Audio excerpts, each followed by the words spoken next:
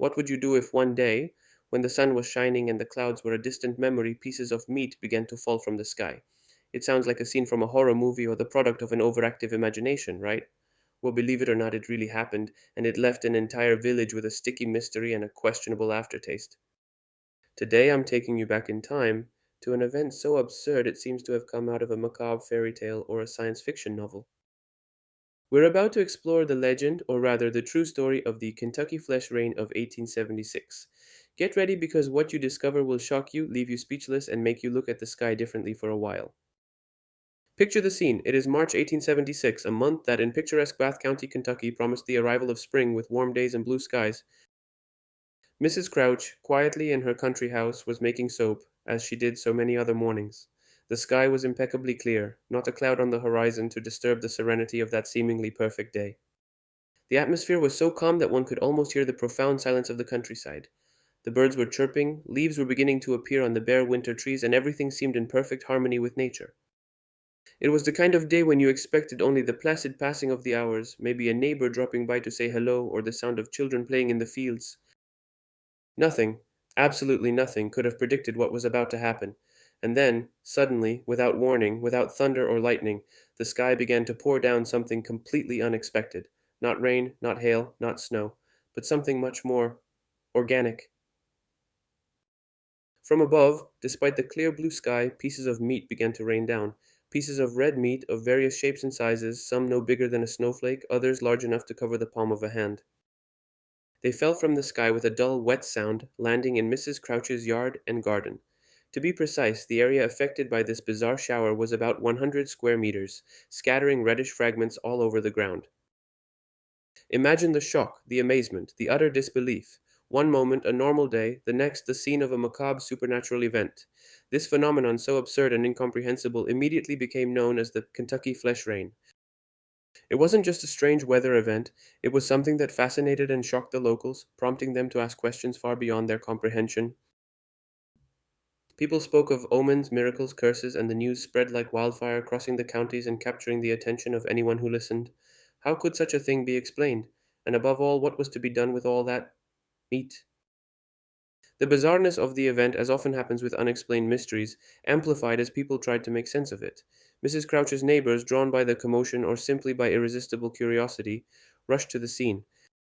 They wandered among the pieces of meat scattered on the ground, their faces oscillating between disgust and almost hypnotic fascination.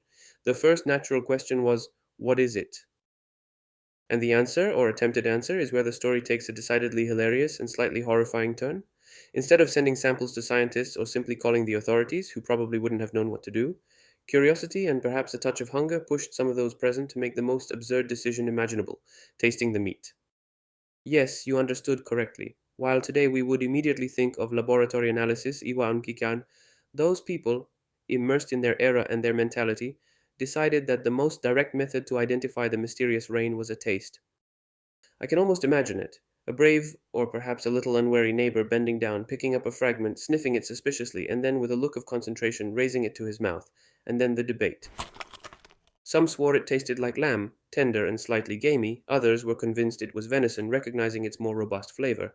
A few, with an air of connoisseurship, even suggested it might be bear meat, a rarer delicacy. The image of these Kentucky farmers animatedly discussing the taste of meat that fell from the sky, trying to identify it as if it were a new dish at the market, adds an unforgettable touch of absurdity to the whole situation. It is the perfect testimony to the human capacity to react to the completely inexplicable with a logic all its own, sometimes comical, sometimes profoundly naive. An epochal moment, a celestial mystery, and the most banal yet bold answer: tasting.